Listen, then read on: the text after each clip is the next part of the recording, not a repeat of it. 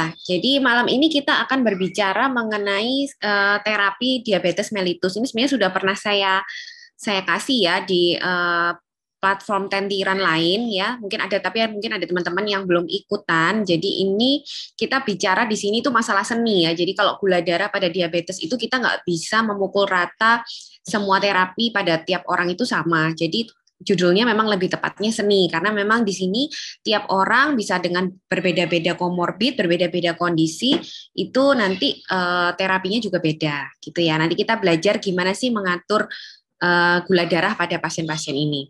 Oke, per definisi dulu nih, hanya refresh sedikit, pasti udah tahu semua ya, diabetes mellitus adalah suatu kelompok penyakit metabolik dengan karakteristik hiperglikemi yang terjadi karena kelainan sekresi insulin, itu kalau ada kelainan sekresi insulin, kelainan kerja insulin, atau kedua-duanya. Nah, yang kita kenal selama ini adalah ada diabetes mellitus tipe 1 dan ada diabetes mellitus tipe 2. Nah, dari sini kelihatan ya dari gambar ini kalau secara normal itu kalau misalnya ada gula darah, ada gula di dalam darah, misalnya kita habis makan, itu pasti insulin akan bekerja ya, insulin akan diproduksi oleh sel beta pankreas. Setelah itu untuk masuk ke sel, gula darah ini membutuhkan insulin. Jadi untuk masuk ke dalam sel, insulin ini nanti akan membuka, istilahnya membuka transporter supaya glukosa ini bisa masuk ke dalam sel dan dipakai. Nah, kalau pada diabetes mellitus tipe 1 terjadi gangguan di jumlah insulinnya. Jadi ini glukosa yang biru-biru ini harusnya kan ada insulin ya, tiap ada glukosa di dalam darah. Nah, tapi pada diabetes mellitus tipe 1 ini produksi dari insulinnya, yaitu sel beta pankreasnya ini ada gangguan ya, bisa karena faktor genetik ya, bisa karena memang kerusakan dari lahir ya, akhirnya insulin ini tidak terproduksi sebagaimana mestinya. Nah, akhirnya jumlah antara glukosa dan insulin itu tidak seimbang. Akhirnya banyak glukosa yang masih ketinggalan di dalam darah tidak bisa masuk ke dalam sel. Sedangkan kalau tipe 2, diabetes tipe 2 ini lebih ke masalah kualitas dari insulinnya. Jadi insulinnya itu sebenarnya ada ya. Jadi insulinnya tuh ada, jumlahnya mungkin juga normal-normal saja, tapi dia tidak bisa bekerja dengan baik. Harusnya kan dia bisa membuka transporter di dalam sel itu ya. Nah, ini insulin ini nggak bisa bekerja dengan baik seperti itu. Jadi dia tidak bisa memasukkan gula ke dalam sel. Jadi kondisinya beda ya dengan diabetes mellitus tipe 1. Kalau yang tipe 2 insulinnya ada, jumlahnya mungkin normal, tapi kerjanya yang terganggu. Tapi ujungnya akhir-akhirnya sama-sama dia meningkatkan glukosa di dalam darah gitu. Oke, sebelum kita masuk ke terapi diabetes, itu kita harus tahu dulu efek fisiologis dari insulin ya. Karena ini nanti terkait dengan bagaimana nanti kita menerapi pasien diabetes gitu. Jadi kita harus tahu dulu insulin ini secara fisiologis, secara normal bekerjanya seperti apa. Jadi kita tahu semua insulin itu disekresi di sel beta pankreas tadi yang saya bilang ya. Lalu insulin ini memiliki beberapa efek pada organ-organ yang memang terkait dengan metabolisme. Nanti ujung-ujungnya, terakhirnya dari insulin itu netnya adalah dia memakai glukosa, karena tadi kita lihat kan glukosa itu dimasukkan ke dalam sel, lalu dipakai oleh sel dan sisa dari pemakaian itu akan disimpan di dalam apa namanya di dalam sel dalam bentuk glikogen. Lalu dia juga mensintesis protein. Jadi insulin ini termasuk hormon anabolik. Jadi kalau misalnya ada luka, ada infeksi, insulin ini juga berperan dalam mempercepat penyembuhan ya, seperti itu kan, dia punya efek sintesis protein. Dan dia ini bekerja di beberapa organ. Ini nanti kerja dari obat-obatan diabetes itu di sini ya. Jadi pertama dia kerja di liver, dia meningkatkan sama, jadi dia meningkatkan penyimpanan. Jadi glikogenesisnya yang meningkat, sintesis asam lemaknya meningkat karena nanti akan disimpan juga, tapi pembentukan gulanya ditekan. Jadi dia ini menurunkan glukosa darah. Jadi gluconeogenesisnya ditekan, glikogenolisisnya juga ditekan. Sama juga waktu di otot ya, di otot dia meningkatkan pemakaian glukosa di dalam otot, sintesis protein juga, dan penyimpanan, yaitu peningkatan glikogenolisis. Di jantung juga sama, di sel lemak juga sama. Intinya dia mengambil glukosa untuk dipakai ya, dipakai untuk energi, lalu sisanya disimpan, lalu dia membentuk asam-asam lemak dan membentuk protein, tujuannya juga untuk menghasilkan energi. Itu inti dari kerja insulin ya. Nah, diabetes mellitus tadi sudah saya jelaskan ya, tipe 1 itu defisiensi insulin yang absolut, artinya secara jumlah dia memang berkurang. Tipe 2 jumlahnya normal, jadi dia defisiensi insulinnya adalah relatif, yang terganggu adalah kerja dari insulinnya atau kualitas dari insulinnya. Sebenarnya ada tipe-tipe lain ya dari diabetes, ini ada yang disebut MOD ya, MODI maturity onset diabetes of young, terus ada penyakit eksokrin pankreas, lalu ada diabetes mellitus pada kehamilan juga. Tapi ini nanti yang kita bahas mungkin lebih ke diabetes mellitus tipe 2 ya, yang sekarang kita bahas ini. Oke, ini adalah berbagai keluhan yang dapat ditemukan pada orang-orang diabetes. Jadi diagnosis ini pasti sudah tahu semua juga. Jadi ada keluhan klasik diabetes ya, yaitu poliuri, polidipsi, polifagi, penurunan berat badan, atau keluhan-keluhan lain yang sudah merupakan komplikasi seperti ada lemah badan, kesemutan ya, gatal, mata kabur ya, dan lain-lain. Ini adalah gejala-gejala dari komplikasi diabetes. Nah, untuk diagnosisnya sendiri ini juga pasti sudah tahu semua, kita selalu menggunakan pemeriksaan gula darah ya. Jadi kalau pertama pemeriksaan glukosa plasma puasa itu lebih dari 126.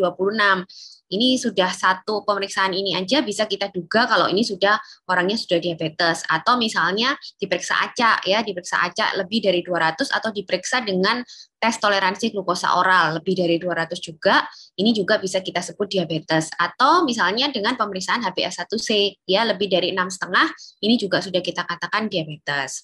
Nah, ini adalah kadar-kadar tes laboratorium darah untuk diagnosis membedakan diabetes dan prediabetes ya. Biasanya kalau nggak hafal untuk gulanya, biasanya kita diagnosis prediabetes ini dari HbA1c, dan biasanya ketemunya juga nggak sengaja ya pada orang-orang yang melakukan medical check up, biasanya seperti itu. Yang perlu dihafalkan adalah kriteria diagnosis untuk diabetes aja.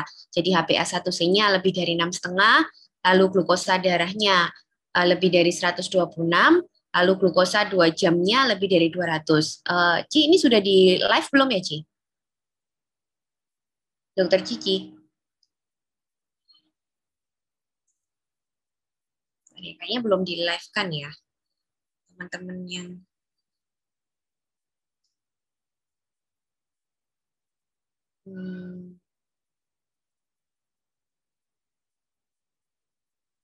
Dokter Cici, ini udah live belum ya?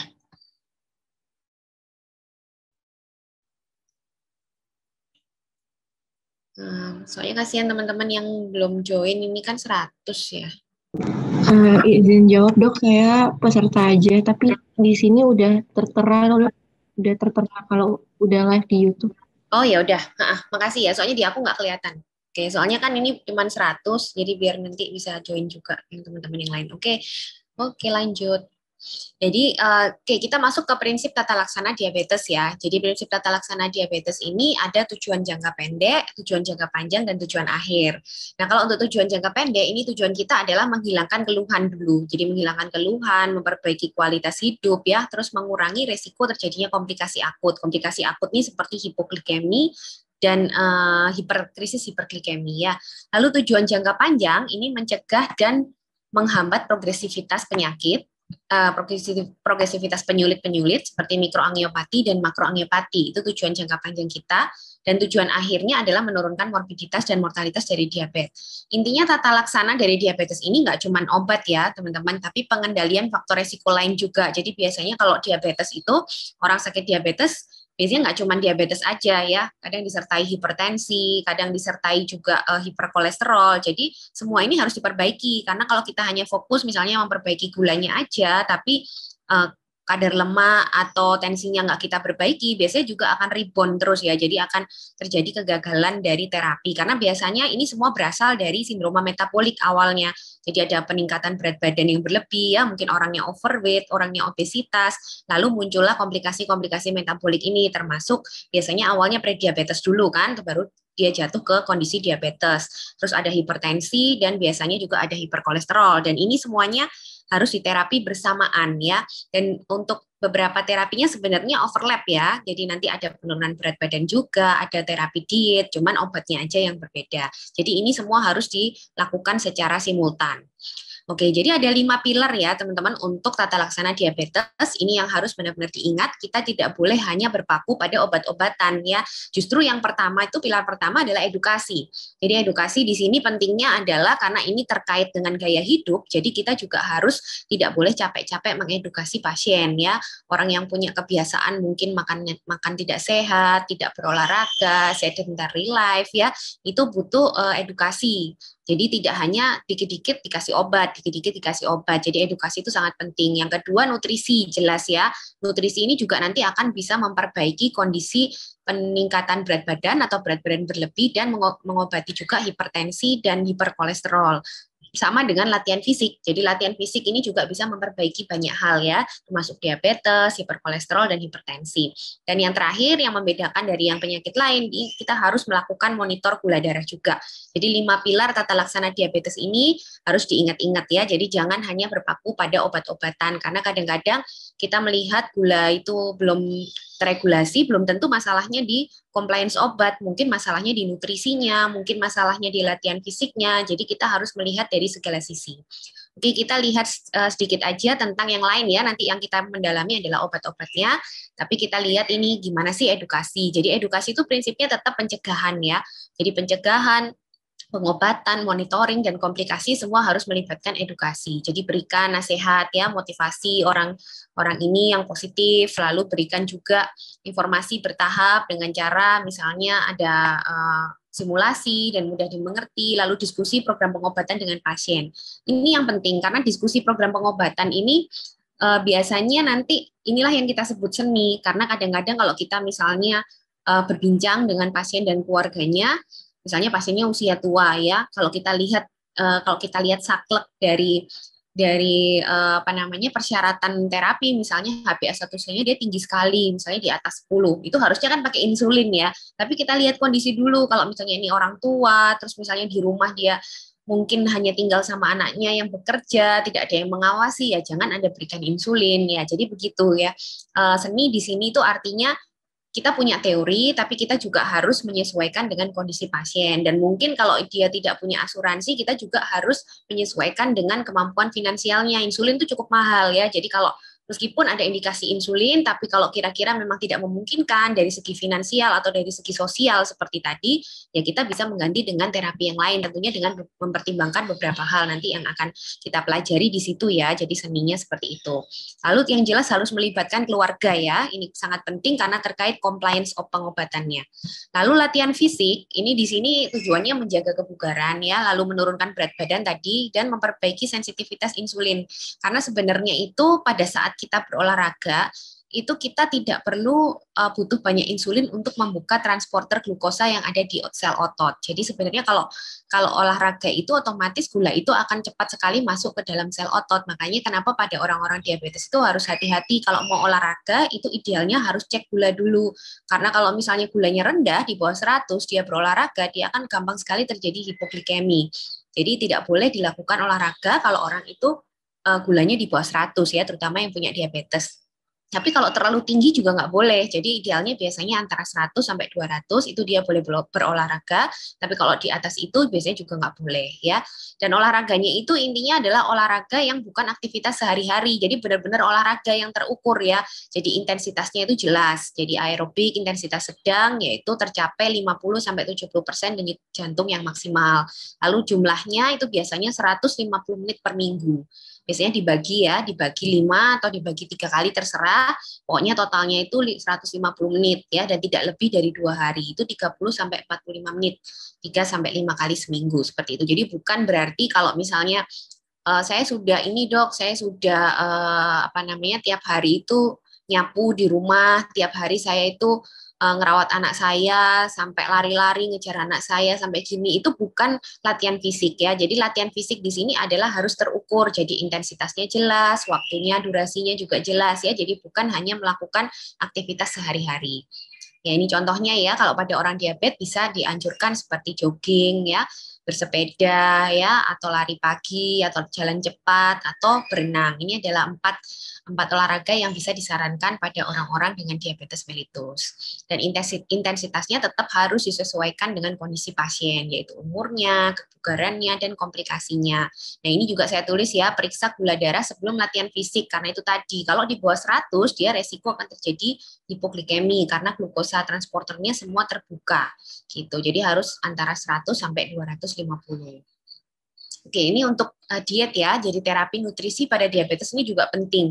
Ini menurut saya yang cukup banyak menyebabkan kegagalan terapi pada pasien-pasien diabetes karena mereka tidak tahu cara diet yang betul ya. Karena biasanya mereka itu justru takut, akhirnya mereka sangat-sangat mengurangi jenis dan jumlah makanannya gitu loh. Malah akan terjadi stres ya pada orang-orang seperti itu tuh, dia tidak boleh, misalnya ada keluarganya ini, orang tuanya biasanya dilarang-larang nih sama anaknya, nggak boleh makan A, B, C, D, akhirnya ibunya ini malah stres ya, orang tuanya ini malah stres, justru malah pengaturan gulanya lebih sulit, karena kalau orang stres juga gula darah itu akan naik turun seperti itu ya. Jadi sebenarnya diet pada orang diabetes itu tidak harus mengurangi maksudnya tidak harus ketat yang hanya makan 1 kali sehari, itu malah salah. Jadi disesuaikan tetap dengan kebutuhan kalori dan gizi masing-masing. Jadi bukan mengurangi kalori, jadi harus seimbang sesuai dengan kebutuhan. Prinsipnya ini 3J ya. Jadi kalau kalian edukasi ke pasien, itu prinsip diet diabetes itu 3J. Jadi kita atur jumlahnya, kita atur jadwalnya, kita atur jenisnya. Jadi bukan berarti dia nggak boleh makan apa-apa, boleh, tapi kita atur jenisnya. Lalu yang penting jumlahnya nih, jumlahnya harus sesuai dengan kebutuhan kalori. Jadi hitung berdasarkan berat badannya. Kalau misalnya dia memang berat badannya cukup cukup besar, lalu Anda batasi kalorinya, ya orangnya lemes ya, lemes, terus stres ya, karena dibatasi seperti itu malah tidak akan menyebabkan gula darahnya rendah, karena prinsipnya diabetes itu sudah terjadi gangguan insulin, jadi mau puasa, mau makan, tetap gulanya tetap tinggi. Yang penting justru kebutuhan kalori dan kebutuhan gizinya yang harus terpenuhi supaya dia tidak mudah infeksi dan lain-lain ya. Jadi konsepnya itu bukan membatasi sampai benar-benar defisit kalori, itu nggak boleh. Justru malah harus disesuaikan dengan kebutuhan kalori ya.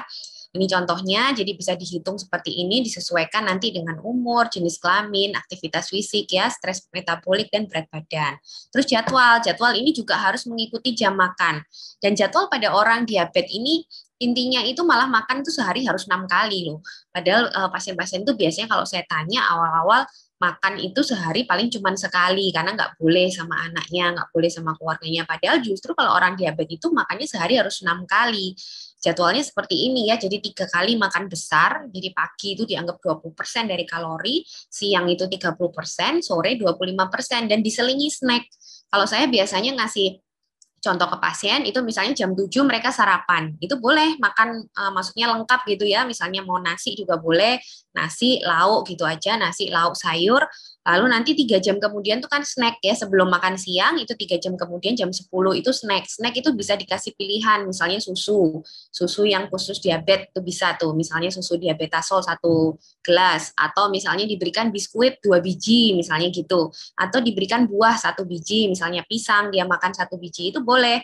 Nanti 3 jam kemudian dia makan siang, makan besar lagi, jadi ada nasi, lauk pauk, sayur, buah lengkap seperti itu ya. Nanti 3 jam kemudian misalnya sebelum mandi sore dia boleh snack lagi, pilih salah satu dari tadi. Nah, nanti 3 jam kemudian dia makan malam lagi, jadi makan malamnya lengkap, lalu sebelum tidur dia snack lagi. Jadi sebenarnya harus 6 kali ya, 3 kali makan besar, 3 kali snack, karena memang kalau kita memberikan makan yang teratur seperti ini, itu pengaturan gulanya akan lebih mudah, karena dia akan mengikuti insulinnya itu tidak akan naik turun yang drastis, jadi lebih bisa kita atur. Tapi kalau Anda hanya memberikan makan misalnya pada siang aja ya, karena takut gulanya tinggi, dikasih makan cuma siang, mungkin pagi dia cuma dikasih air putih atau cuma susu, terus siang baru makan besar, itu langsung gula darah itu akan naik drastis sekali. Nah, itu malah sulit sekali nanti mengendalikannya. Jadi seharusnya memang teratur ya. Jadi teratur, disesuaikan, kayak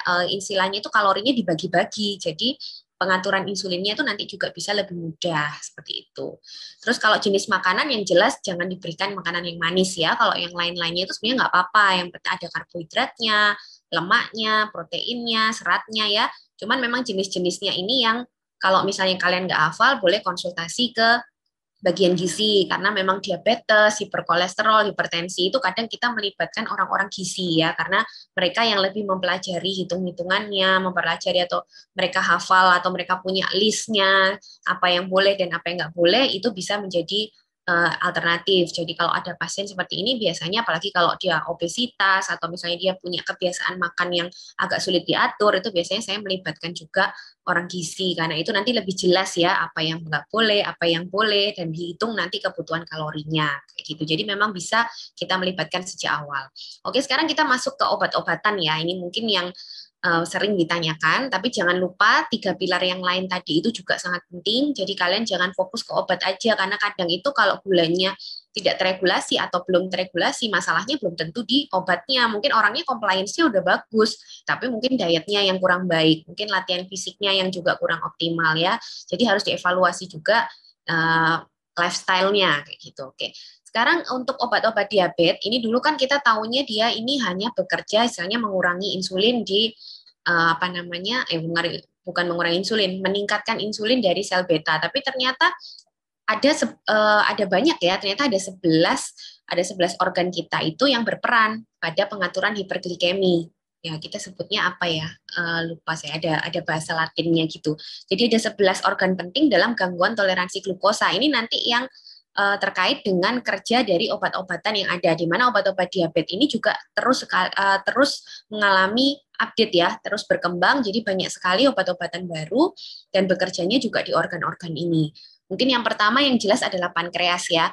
Di pankreas ini kita berharap kita bisa menginduksi stimulasi munculnya insulin ya, karena pada diabetes mellitus tipe 2 itu kan dianggap insulinnya kan ada tapi tidak bekerja dengan baik. Tapi dengan memberikan obat yang bisa menstimulasi produksi dan sekresi insulin, diharapkan insulinnya jauh lebih banyak. Akhirnya mungkin bisa mengurangi atau meminimalkan insulin-insulin yang tidak bisa bekerja dengan baik. Itu yang pertama. Lalu yang kedua, biasanya yang pasti ini sel alfa ya. Kalau sel alfa ini tujuannya justru sebaliknya, dia meningkatkan sekresi glukagon. Jadi ini yang harus ditekan pada orang-orang yang diabetes ya. Jadi sekresi glukagon ini harus ditekan juga. Karena kalau kita hanya menginduksi insulin tapi glukagonnya nggak ditekan ya sama aja akhirnya tidak bisa terlalu mengendalikan gula darah. Lalu yang 3 organ ini, sel lemak, otot, dan hepar, ini ketiganya targetnya adalah meningkatkan resistensi insulin.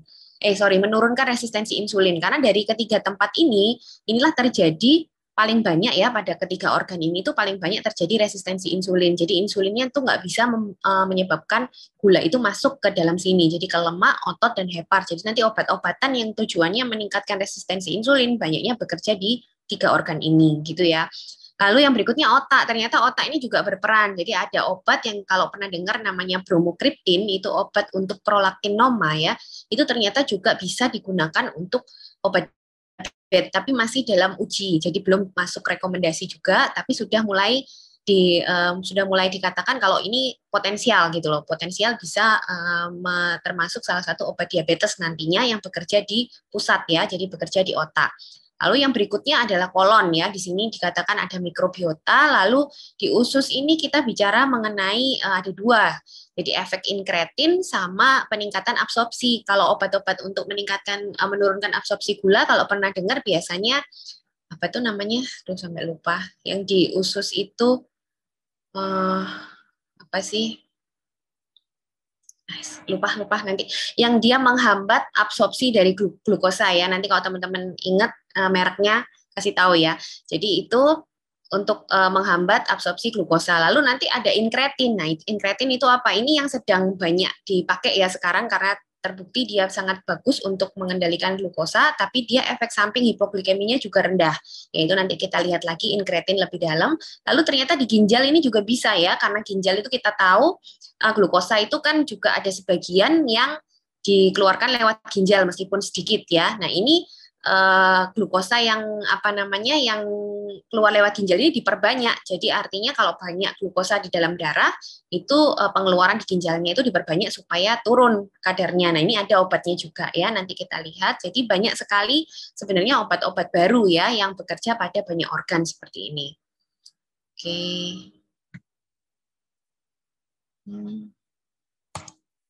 Ya, ini contohnya nih sulfonylurea, Clinid, DPP-4 inhibitor ya, GLP-1 agonis ini kerjanya di sel beta pankreas. Lalu kalau yang di glukagon tadi juga menggunakan DPP-4 inhibitor dan GLP-1 agonis. Nanti itu apa? Itu saya jelaskan di belakang. Ini yang saya bilang terkait inkretin tadi ya.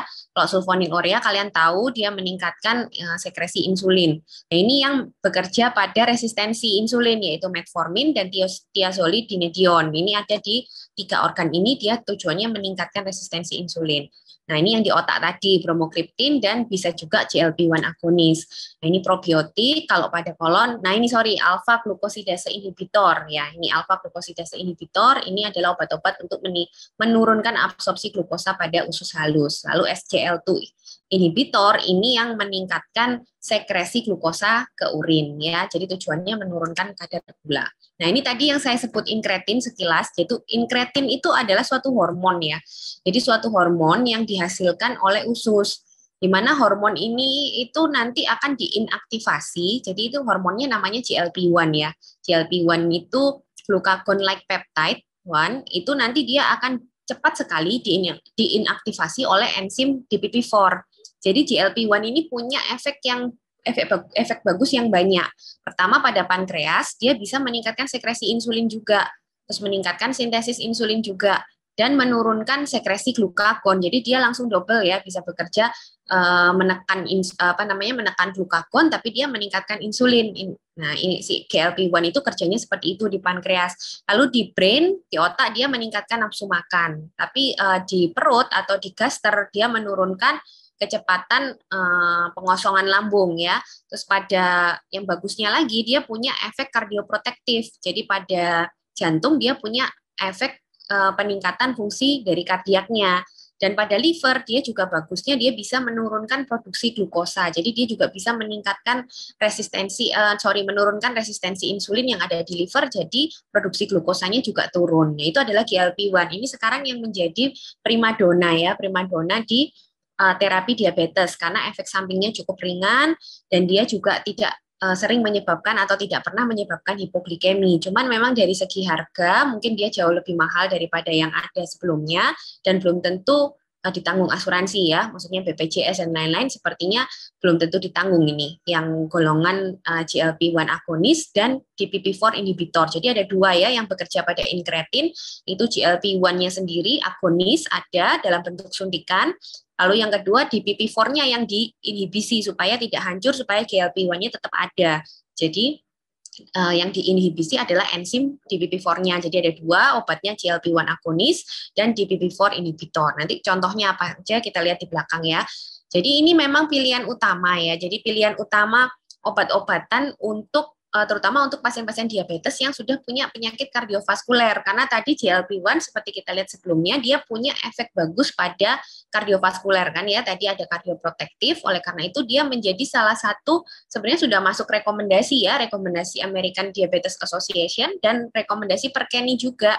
Jadi kalau nggak ada metformin meskipun sampai sekarang masih menjadi first line drug ya, kalau nggak ada itu pada pasien-pasien dengan penyakit kardiovaskuler itu sebenarnya disarankan GLP-1. Jadi yang incretin based terapi. Jadi kalau nggak GLP-1 agonis juga DPP-4 inhibitor gitu.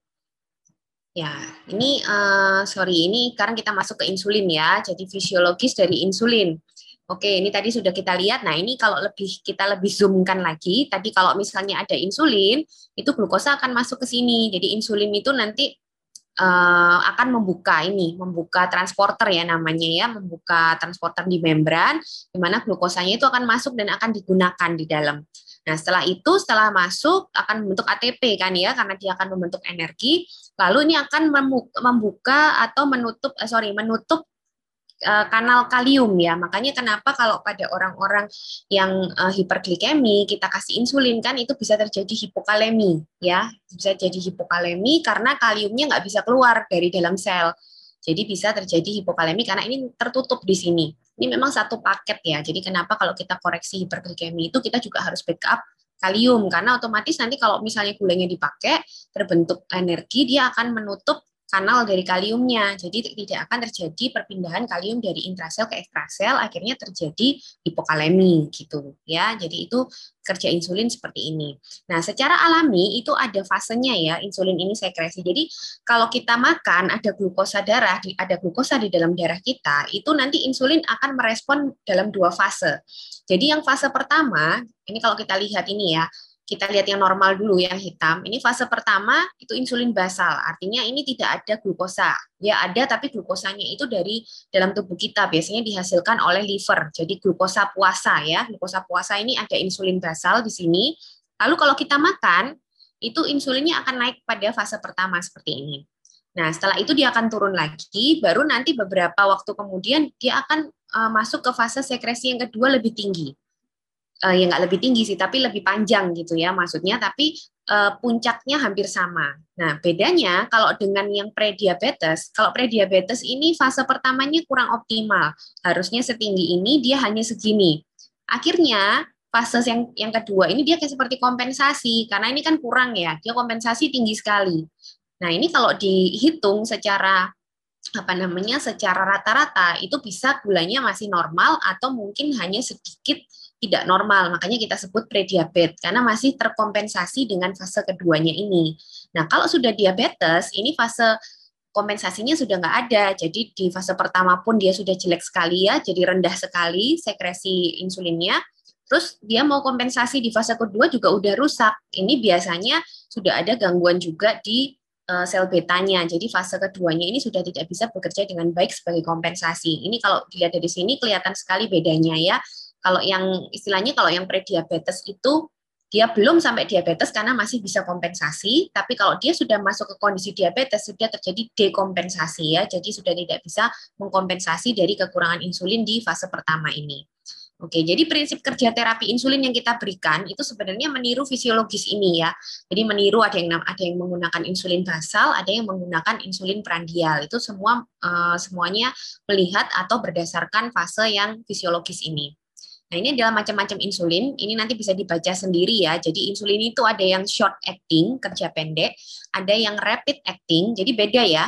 Kalau short acting itu dia kerjanya cukup lama, 30 sampai 45 menit. Jadi biasanya orangnya itu dikasih tahu. Jadi 30 menit sebelum makan bilang ya Pak, nanti kita suntik dulu. Itu kalau pakai yang short acting, contohnya Actrapid, Humulin R ya. Tapi kalau kita pakai yang rapid acting, misalnya Novorapid atau Apidra, ini cukup 5 menit sebelumnya. Jadi 5 menit sebelum orangnya makan kita sudah suntikan, misalnya kayak gitu. Jadi sekarang yang lebih bagus sih yang lebih banyak dipakai yang rapid acting karena kalau yang short acting ini nunggunya kelamaan biasanya nanti orangnya bisa ketiduran nggak makan malah terjadi hipoglikemi itu yang sering terjadi pada orang-orang tua biasanya. Terus ada juga insulin yang kerjanya menengah ya, lalu ada yang panjang. Nah yang panjang ini prinsipnya dia adalah insulin basal karena dia nggak punya puncak. Ya kerjanya awitannya onsetnya 1-3 jam dan dia nggak punya puncak seperti rata gitu ya, seperti gambaran basal tadi itu kalau misalnya tidak ada makan ya dia akan bekerja hanya untuk melawan glukosa yang dihasilkan oleh liver gitu. Jadi yang kerja panjang ini ada dua, bisa lantus maupun levemir. Oke, ini ya tadi ya, ini ada yang manusia, ada yang analog. Kapan kita pakai yang insulin human, kapan kita pakai analog insulin, nanti akan saya jelaskan sedikit di belakang juga. Ini ada yang campuran ya sekarang, jadi dalam satu insulin itu untuk memperbaiki compliance dari pasien itu ada yang langsung isinya campuran. Jadi ada yang isinya short atau rapid acting digabung biasanya dengan yang panjang atau digabung dengan yang menengah. Biasanya gitu dan nanti akan boleh diberikan sesuai kebutuhan pasien. Nah ini tadi ya, jadi ini gambarannya kalau yang insulin basal itu yang merah ini, jadi dia nggak punya puncak ya, dia benar-benar untuk glukosa darah puasa. Kalau yang ini glukosa kerja pendek ya, kerja pendek itu tergantung makan tadi, jadi berapa menit sebelum makan diberikan. Kalau kerja menengah ini tengah-tengah antara yang pendek dan yang panjang. Kalau yang kerja panjang ini kita jarang pakai ya, biasanya kita jarang pakai kalau yang ini. Jadi kita pakai yang basal dan kita pakai yang prandial. Gitu.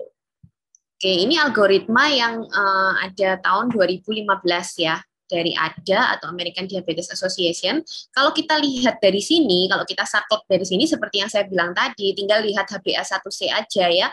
Jadi kalau HbA1c-nya udah lebih dari 9, itu tinggal kita lihat gejalanya. Apakah tadi gejalanya full blown seperti poliuri, polifagi, terus ada komplikasi. Kalau memang ada, langsung bisa diberikan insulin dan dikombinasikan. Tapi kalau gejalanya tidak jelas, misalnya dia hanya HbA1c-nya tinggi, tapi gejalanya tidak full blown, itu kalian masih boleh menggunakan kombinasi obat dulu ya, kombinasi obat minimal 2 atau 3 obat. Dan apa aja yang dikombinasi itu terserah, sebenarnya terserah tergantung persediaan dan tergantung nanti disesuaikan dengan kondisi pasien mulai dari usia, komplikasi atau kondisi komorbid yang lain. Nah, itu nanti disesuaikan dari situ. Yang penting yang dikombinasi itu harus berbeda titik kerja ya. Jadi jangan kalian mengkombinasikan obat yang titik kerjanya sama. Misalnya sulfonylurea kalian gabung dengan glinit. Nah, itu kan sama-sama kerjanya di satu titik ya, jangan. Jadi kalau mau mengkombinasi misalnya metformin ya dengan sulfonylurea, karena metformin kan kerjanya dia menurunkan resistensi insulin, sulfonylurea dia meningkatkan sekresi dan sintesis insulin. Jadi beda tempat ya, satunya kerja di organ tadi itu lemak, otot dan ya lemak dan otot, yang satunya kerja di sel beta pankreas. Jadi titik-titik kerjanya jangan sama ya, harus berbeda kalau kalian mau mengkombinasi. Prinsipnya itu aja. Dan dimulai dari dosis rendah, lalu kalian naikkan aja bertahap sesuai respon. Ini nggak ada rumus pasti. Artinya kapan kalian mau menaikkan dosisnya, kapan atau berapa yang kalian naikkan itu nggak ada rumus pastinya. Jadi ini semua adalah seni tergantung dari kondisi dan pelaksanaan di lapangan. Karena ada kan yang bisa menyuruh pasiennya kontrol tiap 1 minggu, tapi mungkin kalau terkait BPJS dia harus 1 bulan kontrol. Jadi macam-macam ya caranya, itu bisa dimodifikasi tergantung pelaksanaan teknis di lapangannya. Itu tadi ya. Jadi obat-obatnya harus dipakai yang berbeda mekanisme kerja. Dan kalau kalian pakai insulin dari awal kalian lihat HbA1-nya HbA1c-nya tinggi, yang kalian pilih sebagai pilihan awal insulin basal dulu ya. Jadi insulin yang long acting dulu, baru nanti dikombinasi dengan obat, baru nanti istilahnya diintensifikasi kalau misalnya obatnya tidak bermanfaat atau tidak bisa memberikan atau tidak bisa menurunkan gula, baru nanti kalian menggunakan full insulin, artinya basal bolus ya, jadi insulin basal plus insulin prandial. Dan kalau pemeriksaan HbA1c nggak ada, boleh menggunakan rata glukosa darah yang ini ya. Ini juga nggak perlu dihafalkan, tapi boleh kalian catat atau kalian tempel, terserah. Kalau di daerah kalian nggak ada HbA1c, ini bisa diperkirakan. Jadi kalau misalnya rata gulanya segini, itu kira-kira HbA1-nya segini, HbA1c-nya segini. HbA1c ini sebenarnya tujuannya kayak untuk target terapi ya, supaya kita tahu kapan sih pasien ini tuh bisa kita katakan kalau dia itu terkontrol, terkendali. Itu memang paling bagus menggunakan HbA1c karena dia kan mewakili kondisi 3 bulan terakhir. Kalau hanya gula darah sesaat aja kan bisa aja dia pagi nggak usah makan, pasti gulanya lebih rendah gitu ya, jadi nggak bisa mewakili kondisi yang sebenarnya. Memang HbA1c itu paling ideal. Nah ini adalah pemilihan cara kita memilih obat, tadi sudah sekilas saya jelaskan ya. Yang penting kita cek efektivitasnya, lalu kita cek juga keamanan dari segi pasien tersebut ya, entah dari usianya, misalnya lansia, atau misalnya dari kondisi komorbid yang diderita atau komplikasi yang mungkin sudah terjadi akibat diabetesnya, misalnya kelainan ginjal, kelainan liver, itu juga harus dipikirkan. Lalu toleransi pasien ini seperti tadi yang saya cerita di awal itu, misalnya orang tua tinggal sendirian ya, atau misalnya dia tinggal sama anaknya yang bekerja, mungkin pengawasannya kurang, ya hati-hati kalau kalian mau memberikan insulin. Takutnya kayak tadi dia suntik sendiri, terus dia ketiduran, nggak makan, terjadi hipoglikemi, nggak ada yang tahu ya, contohnya kayak gitu. Terus ketersediaan dari obat-obatan juga harus disesuaikan, jadi nggak usah bingung kalau tempat kalian cuma punya obat A dan B, obat A dan B itu terus nggak apa-apa, yang penting kalian tahu cara pemberiannya, yang penting kalian tahu cara kapan harus merujuk, itu nggak masalah ya. Jadi yang penting nggak usah mencari yang tidak ada gitu. Yang ada pun sampai sekarang sebenarnya masih bagus ya. Yang penting kita tahu caranya mengkombinasi. Juga harga ya, harga ini juga penting karena nggak semua orang juga bisa membeli obat-obatan yang memang direkomendasikan tadi itu, karena kan sekarang yang direkomendasikan DPP-4 inhibitor ya, GLP-1 agonis, tapi ternyata juga dari segi harga belum tentu bisa semua beli dan belum tentu semua tersedia di tempat masing-masing. Ya, dan pemilihannya sekali lagi sangat bersifat individual. Jadi kalau kita terapi itu nggak hanya terapi gula darah ya, tapi juga faktor-faktor resiko kardiovaskuler yang lain yang saya jelaskan tadi. Oke, ini metformin sekilas aja. Jadi sampai sekarang metformin itu masih merupakan first line drug ya, dan saya yakin metformin ini ada di semua tempat, bahkan sampai ke daerah-daerah metformin ini murah-murah dan ada.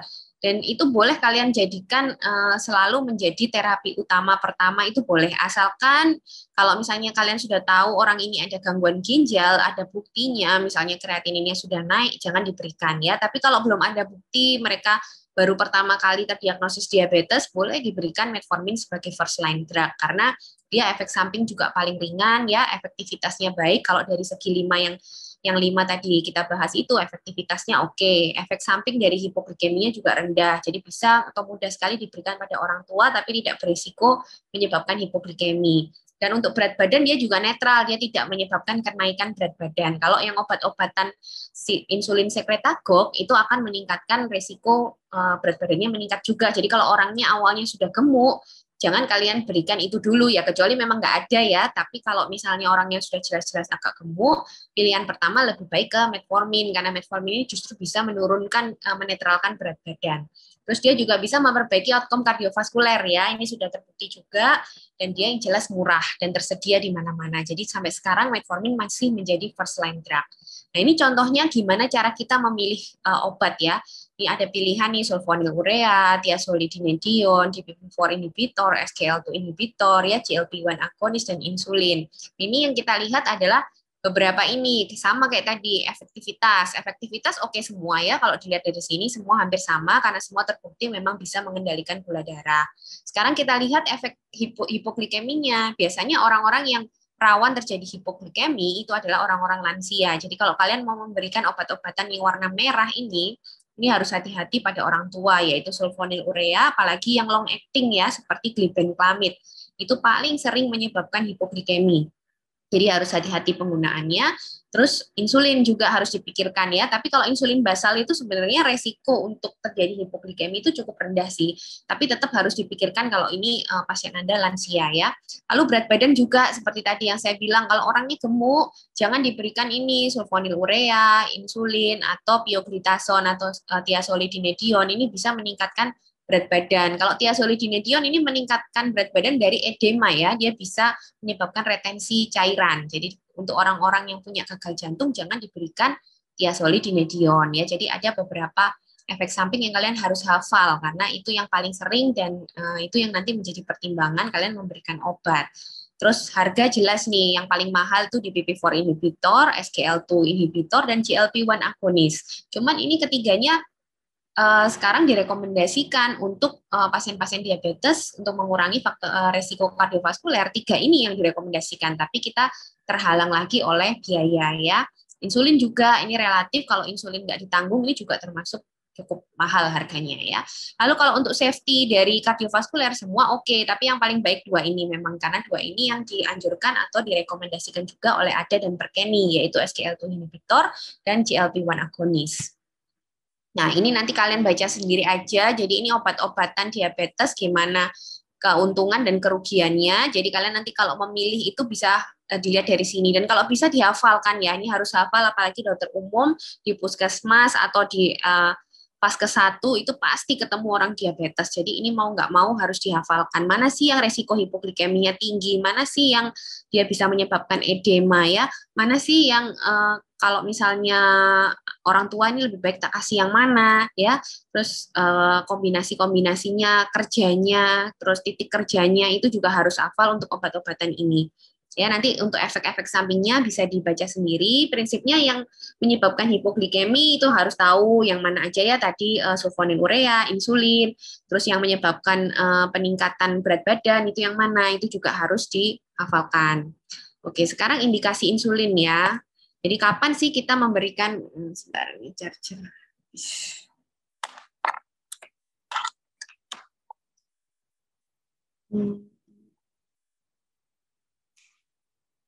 Ya, ini adalah indikasi insulin. Jadi kapan kita memberikan insulin pada pasien? Indikasi ini adalah indikasi juga harus diingat ya. Oke, HbA1c tadi ada syaratnya dan apakah dia sudah menggunakan 1 atau 2 obat anti diabetes. Terus penurunan badan yang cepat. Jadi intinya kalau tadi ada gejala yang full blown seperti apa tadi? Poliuri, polifagi ya, polidipsi dan penurunan berat badan yang cepat itu juga bisa menjadi indikasi insulin ya tadi yang di tabel atau di grafiknya apa namanya di algoritma tadi ya, HbA1c lebih dari 9 plus gejala klinis itu sudah harus langsung insulin seharusnya. Atau ada komplikasi ya seperti hiperglikemi berat atau krisis hiperglikemi. Terus kalau gagal ya sudah kita berikan kombinasi OAD dengan dosis yang sudah optimal, sudah 3 sampai 4 macam ternyata masih gagal, dietnya sudah baik, terus latihan fisik juga sudah baik, ternyata kok masih jelek, ininya gulanya, bisa kita berikan insulin. Atau pada kondisi-kondisi yang memang membutuhkan protein tinggi. Protein tinggi itu artinya dia membutuhkan dukungan anabolik yang tinggi, seperti pada kondisi stres berat ya, infeksi, operasi besar, infark miokard akut, stroke, terus kehamilan ya, terus gangguan fungsi ginjal atau hati yang berat. Nah, itu kalau ada kondisi-kondisi yang memang membutuhkan penyembuhan yang baik, itu insulin sangat baik ya, karena insulin itu selain bisa mengendalikan gula darah, dia juga bisa punya efek anabolik sintesis protein tadi ya yang saya jelaskan, jadi dia bisa punya efek penyembuhan. Dan pemilihan insulinnya tergantung derajat kendali glikemiknya ya, dan progresivitas penyakit serta kepatuhan pasien. Nah, ini yang populasi-populasi khusus tadi yang saya bilang, mana yang perlu analog insulin, mana yang perlu human insulin. Nah, kalau pada orang hamil itu harusnya diberikan insulin yang human ya, karena kalau analog itu dikhawatirkan bisa menyebabkan alergi. Jadi yang human, dan kita pilih yang short acting kalau pada ibu hamil. Kalau pada orang sakit ginjal atau gagal ginjal kronik, kita pilih yang short acting, karena pada gagal ginjal sendiri biasanya sudah terjadi hipoglikemi. Jadi orang-orang diabetes yang jatuh pada kondisi diabetik nefropati, biasanya gulanya itu normal sendiri. Karena otomatis pada gangguan gagal ginjal itu insulin yang ada di dalam tubuhnya dia itu tidak bisa dimetabolisme, karena metabolisme insulin ini kan terjadi di ginjal. Jadi pada saat terjadi gagal ginjal, insulinnya itu tidak bisa dihancurkan, malah dia punya insulin sendiri yang cukup banyak.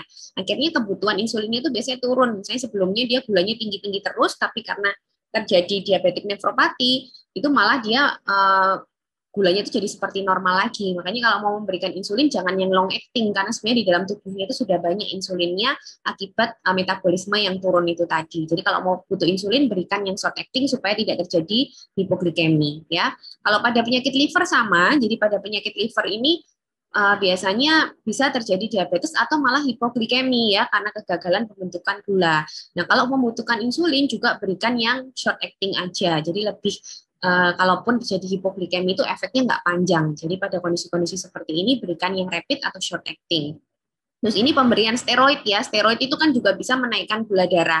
Nah, kalau pada orang-orang yang punya diabetes dan kebetulan membutuhkan terapi steroid, misalnya dia punya PPOK juga, punya asma, biasanya kan kita berikan steroid ya untuk pengobatan akutnya. Nah, itu biasanya harus diimbangi dengan insulin. Ini ada hitungannya ya, berapa dosisnya dan diberikan insulin berapa. Ini metilprednisolon berapa, dexamethasone berapa, insulinnya berapa, itu ada hitung-hitungannya. Terus kalau untuk orang tua seperti ini memang biasa kita pilih yang premix ya, jadi supaya compliance-nya itu baik, karena kalau pada orang tua itu kadang kan compliance-nya kurang baik ya, jadi orang-orang ini tidak ingat, mungkin sudah ada pikun, sudah ada demensia, keluarganya juga mungkin tidak terlalu perhatian, akhirnya kadang-kadang suntikan insulin itu sering terlewat atau malah mungkin kebanyakan gitu ya. Makanya untuk memudahkan itu biasanya kita berikan yang sudah campuran. Karena kalau campuran ini kan butuh suntik paling banyak cuma 2 kali sehari ya, pagi sama malam, itu mungkin lebih bisa dikendalikan. Itu untuk orang tua. Oke, ini cara pengaturan aja, nanti juga bisa dibaca ya. Jadi yang seperti saya bilang di awal, itu tidak ada sebenarnya rumus pasti kapan sih kalian harus menaikkan dosis, lalu berapa sih dosis yang dinaikkan, itu sebenarnya nggak ada rumus pasti ya. Tapi kalau di Perkeni ini bisa dibilang seperti ini. Jadi kalau kalian pertama kali tadi memberikan insulin basal, langsung berikan 10 unit, itu sebagai dosis awal. Setelah itu tinggal dicek ya, dicek ada sasaran gula darahnya. Jadi kalau misalnya belum memenuhi target, bisa dinaikkan. Dan biasanya dinaikkannya itu tiap 1-2 kali per minggu. Tapi ini kan juga tidak akan memungkinkan kalau misalnya orang itu tidak bisa kontrol terus ke kita, atau misalnya dia tidak punya alat untuk mengecek di rumah. Jadi ini sangat-sangat ideal ya. Kalau misalnya tidak bisa seperti ini pun nggak masalah. Jadi kalian tetap mulai dari 10 unit, lalu naikkan turunkannya itu misalnya 2 minggu sekali atau 1 bulan sekali, ya nggak masalah. Tinggal disesuaikan aja dengan hasilnya dan targetnya. Intinya itu kalau belum terregulasi, belum mencapai target, kalian harus terus mengevaluasi penyebabnya apa. Apakah benar cuman obatnya yang dosisnya kurang, ataukah mungkin diet dan latihan fisiknya yang juga kurang. Itu juga harus dievaluasi, lalu nanti sampai terjadi pengendalian ya. Targetnya intinya itu ini sasaran gula darah puasanya itu ada sendiri nanti, dan sasaran gula darah 2 jam PP juga ada, dan HbA1c untuk jangka panjang.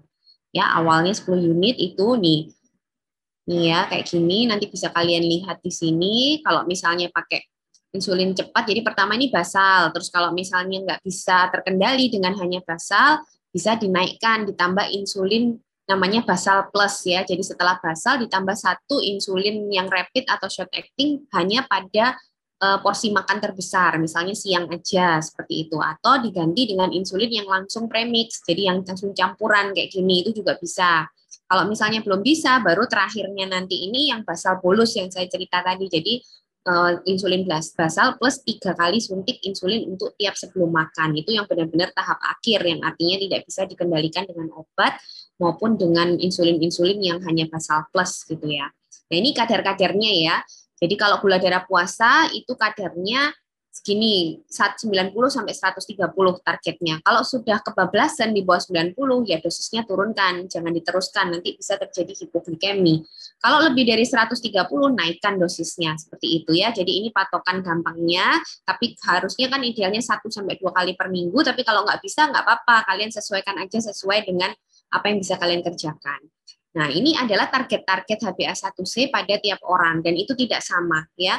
Kita batasi di sini 7% memang, tapi ada beberapa kondisi di mana target HbA1c ini bisa lebih loss ya, artinya bisa lebih tinggi, misalnya 7,5 atau 8, itu pada kondisi-kondisi ini. Misalnya resiko hipoglikeminya tinggi. Nah, itu kita nggak boleh strict sekali. Jadi targetnya itu bisa kita loskan. Misalnya orangnya sudah lansia, terus durasi dia sudah sakit diabetes itu mungkin sudah puluhan tahun, terus harapan hidupnya mungkin sudah pendek ya, komorbidnya juga mungkin sudah banyak, terus ada komplikasi vaskuler. Nah, misalnya ada itu semua, kalian nggak usah sampai target HbA1c di bawah 7, itu nggak perlu, mungkin 8 aja sudah cukup ya. Jadi itu sangat-sangat individual sekali dan disesuaikan juga dengan pasien dan sumber yang ada ya. Nah, kalau misalnya pasiennya masih muda nih, terus belum ada komplikasi, mungkin sakitnya masih 2 tahun terakhir, komorbidnya juga nggak ada, nah itu boleh kalian benar-benar berikan terapi itu sampai dengan target normal, HbA1c-nya juga boleh ya. Jadi ini adalah target-target yang sangat individual, itu disesuaikan dengan kondisi pasien kalian masing-masing. Nah, ini selain gula ya, kita harus juga jangan lupa untuk mengendalikan faktor yang lain seperti BMI. BMI juga harus dinormalkan ya. Kalau dia terlalu gemuk ya disarankan untuk diet dan olahraga tadi ya supaya IMT-nya normal. Lalu tekanan darah juga harus dinormalkan. Kolesterol juga. Jadi 4 faktor ini selalu akan ada bersama-sama. Jadi kalau kalian cuma fokus di gula darah aja, biasanya nanti tensi ini yang tidak diterapi sama aja, akhirnya gula darahnya juga akan naik lagi. Jadi akan menjadi fenomena yang pingpong kayak gitu ya. Jadi kalau memang mau benar-benar mengendalikan kondisi orang ini, ya semua ini harus dievaluasi dan semua ini harus diperbaiki bersamaan gitu. Oke, ini sekarang terakhir ini mungkin ya untuk monitoring. Jadi tujuannya adalah mencapai sasaran ke target terapi dan disesuaikan dosisnya. Nah, untuk monitoring waktunya ini idealnya ya. Jadi saat puasa 1 jam, 2 jam setelah makan dan acak. Itu bisa diperiksa minimal 1 kali per bulan. Lalu HbA1c juga diperiksa setiap 3 bulan. Kalau yang kendalinya sudah baik bisa 2 kali dalam setahun. Jadi tiap 6 bulan ya. Nah, sekarang ada pilihan juga selain HbA1c itu bisa dipakai glycated albumin. Ini bisa memeriksa sampai 15 sampai 20 hari aja. Ini untuk alternatif kalau misalnya pasien yang Anda periksa itu punya anemia misalnya. Kalau punya anemia, HbA1c-nya tidak akan valid karena HbA1c ini kan terkait hemoglobin. Jadi bisa mungkin diperiksakan glycated albumin. Kalau nggak punya semua gimana dok? Nggak apa-apa. Tadi kan ada tuh tabel yang bisa rata glukosa darah yang disesuaikan dengan HbA1c, bisa pakai itu, diperkirakan dari situ untuk mencapai target-target tertentu ya. Oke, ini pemeriksaan gula darah mandiri ini sebenarnya juga penting diedukasikan ke pasien, terutama kalau pasiennya ini punya fasilitas ya, misalnya dia punya uang berlebih, finansial berlebih, biasanya lebih baik kita suruh pemeriksaan mandiri di rumah. Jadi terutama pada orang-orang yang pasien dengan terapi insulin ya terutama, atau pasien dengan terapi OAD yang sekretagok tadi, insulin sekretagok yang mudah sekali terjadi hipoglikemi, itu kalau bisa orangnya dianjurkan untuk memiliki alat pemeriksaan di rumah. Atau wanita-wanita hamil yang mengalami diabetes mellitus gestasional, itu juga penting. Dan kapan waktu pemeriksaannya? Idealnya ini sebelum makan, 2 jam setelah makan, sebelum tidur, dan bila ada gejala hipoglikemi juga langsung diperiksa. Dan tadi ya sebelum latihan fisik juga, kalau misalnya gula darahnya kurang dari 100, jangan boleh dia latihan fisik, nanti semakin terjadi hipoglikemi. Dan kalau kendalinya memang masih buruk, kalau orang ini punya alat, bisa dilakukan tes tiap hari. Jadi kalian juga bisa monitor tiap hari dan mengatur dosis obatnya juga lebih cepat ya. Jadi nggak harus menunggu berapa minggu, nggak harus menunggu 1 bulan misalnya kayak gitu. Jadi bisa kerjasama dengan pasien dan keluarganya yang memiliki fasilitas ini di rumah. Oke, ini sekilas saja untuk pasien rawat inap. Kalau penyakit ringan itu boleh ya, intinya OAD sebelumnya boleh diteruskan. Terus penyesuaian jenis dan dosis obatnya sesuai dengan kondisi, termasuk indikasi insulin ya, kalau ada DM dengan penyakit kritis atau DM dengan penyakit non kritis. Kalau DM dengan penyakit kritis ini pada kegawatan DM ataupun kegawatan non DM seperti sepsis dan lain-lain atau operasi itu bisa ya dengan menggunakan insulin tadi ya indikasinya. Kalau yang non kritis juga misalnya orangnya tidak terkontrol OAD, penggunaan kortikosteroid, diabetes pada kehamilan, ini juga bisa menggunakan insulin. Tapi kalau awalnya dia hanya ringan, masuk dalam kondisi ringan, dia sebelumnya terkontrol dengan OAD, lanjutkan aja OAD-nya, tidak perlu diganti insulin. Saya beberapa kali merawat pasien COVID yang kondisinya tidak terlalu berat, dia juga punya diabetes, dia bisa makan minum, dia nggak mual muntah, saya teruskan OAD-nya ya. Jadi kita nggak perlu lagi untuk mengadjust insulin, karena kadang juga mengadjust insulin kan nggak mudah, bisa malah nanti gulanya lebih tinggi atau malah hipoglikemi. Jadi kalau tidak ada kontraindikasi, orangnya bisa makan minum, teruskan aja OAD-nya ya. Dengan targetnya ini ya, kalau untuk penyakit kritis agak berbeda, yaitu 140 sampai 180. Kalau yang non kritis sebelum makan 100 sampai 140 dan gula acaknya kurang dari 180. Gitu. Ini yang pasien rawat inap nanti dibaca aja. Jadi intinya semua pakai insulin ya. Kalau yang kritis sama tidak kritis tadi, kalau misalnya OAD-nya tidak bisa, pemakaian OAD-nya tidak bagus, ya boleh menggunakan insulin seperti ini ya. Bisa pakai insulin pump maupun insulin yang subkutan. Oke. Ini kayaknya pernah saya kasih di masalah kegawatan diabetes ya. Jadi ini sekilas aja insulin IV continue itu dosis awalnya segini, setengah sampai 1 unit, lalu dilihat target-targetnya, lalu akan nanti kalian atur pada saat ada targetnya seperti ini diturunkan atau dinaikkan, nanti dilihat aja ya. Ini yang untuk di rumah sakit. Oke. Ya, ini pasien MRS, ini tadi ya. Jadi kalau belum pernah menggunakan insulin, sebelumnya dia IV continue atau pump, ini harus di switch ya menjadi menjadi insulin yang seperti ini. Ini ada dosis, ada caranya ya transisinya. Dosis total 24 jam dihitung, lalu nanti dibagi prandial 80%-nya itu dibagi 3, dari 80% itu 50% untuk basal, 50% untuk prandial.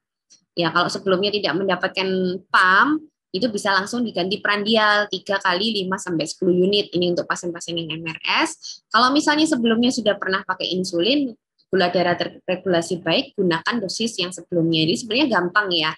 Jadi kalau pasiennya MRS sebelumnya sudah pakai insulin, ya lanjutin aja. Tapi kalau misalnya dia belum pernah pakai insulin, Anda kasih pump, ya nanti suatu saat pumpnya harus diganti ya, itu tinggal dihitung aja totalnya berapa, 80%-nya dibagi, 50% basal, 50% parandial. Kalau misalnya sebelumnya nggak pernah dapat pump, kalian mau ngasih insulin langsung aja kasih antara dosis 5 sampai 10, nanti dilihat aja targetnya. Kalau misalnya targetnya belum tercapai, tinggal dinaikkan, targetnya kelebihan tinggal diturunkan. Itu di rentang 5 sampai 10 unit. Gitu aja ya. Jadi penyesuaiannya ini cek gula darah 2 sampai 3 kali per minggu, dan long acting itu dipakai kalau prandialnya sudah teregulasi tapi gula darah puasa masih tinggi. Ini kalau di rumah sakit kebalikan ya. Jadi kalau di rumah sakit itu kita biasanya pakai yang short acting dulu. Beda dengan yang di poli tadi. Kalau di poli itu kalau kita mau memberikan insulin kita pilih yang basal dulu. Tapi kalau di rumah sakit kebalikannya, kita pilih yang rapid dan short acting dulu. Baru nanti kita lihat dalam perjalanan kalau gula darah puasa masih tinggi baru kita gabung long actingnya. Gitu. Ini ada yang pernah menanyakan ya tentang sliding scale insulin. Ini kalau misalnya tidak ada fasilitas seperti HbA1c dan lain-lain, itu dia bisa menggunakan ini. Sliding scale itu masih banyak dipakai di daerah-daerah juga. Intinya itu pengaturan dosis kerja cepat sebelum makan atau sebelum tidur dinaikkan gitu aja. Terus diperiksa tiap 6 jam, dan ini tidak untuk jangka panjang ya, jadi hanya untuk sementara aja sampai nanti orangnya bisa teregulasi gulanya. Jadi ini hanya membantu. Jadi kalau misalnya gula darahnya segini, insulinnya segini. Kalau gula darahnya segini, insulinnya segini. Ya hampir sama sih ya tadi dengan tadi, karena dosisnya antara 5 sampai 10, tapi ini bisa sampai 20 kalau misalnya kadar glukosa darahnya lebih dari 350, dan ini dia pakai yang rapid atau short acting aja. Tujuannya supaya untuk meregulasi cepat sebelum makan atau sebelum tidur gitu aja ya. Oke, ini nggak usah ya, nanti mungkin kita ke tanya jawab aja gitu kali ya. Oke, terima kasih. Oke, masuk ya. Dita Ayu Dewi Larasati izin bertanya dok, misalnya ada pasien dengan gejala klasiknya kurang jelas. Hmm. Eh, Penegakan diagnosis DM selain dengan menggunakan GDP itu antara kayak GDS, GD2PP itu lebih pilih yang mana dok? Terima kasih. Ya, kalau misalnya kalau mau yang gampang ya gula darah acak ya. Gula darah acak itu kan dia tidak harus puasa, tidak harus dengan tes toleransi glukosa. Nggak apa-apa tes aja. Kalau misalnya memang ada kecurigaan ke diabetes, kalau misalnya gula darah acaknya lebih dari 200, ya itu sudah bisa kita diagnosis diabetes gitu kan. Oke, oke, baik dok. Selanjutnya dari Ayu. Selamat malam dokter, izin bertanya. Untuk pemberian dosis awal metformin pada pasien diabetes itu bagaimana ya dok? Terus Mm-mm. kapan kira-kira kita mulai tingkatkan dosis pemberiannya? Dan kalau metformin ini sampai batasnya berapa? Apakah setelah gula darah di bawah 200 itu boleh diturunkan nantinya malahan? Oke, jadi seperti yang saya bilang tadi, jadi tidak ada rumus pasti ya kapan atau berapa yang Anda berikan, tapi tadi ada pernyataan kalau mau memberikan pertama kali mulai dari dosis terendah. Metformin ini kan dosis terendahnya 500 miligram. Ya tinggal kalian lihat aja misalnya kadar gulanya berapa. Jadi itu kayak ada feeling juga ya dari dokter ya, ada feeling terus ada yaitu yang saya bilang seni. Jadi nggak bisa disamakan tiap orang. Misalnya dia gulanya sampai 300. Masa kita mau ngasih metformin cuma 1 kali 500 kan enggak ya.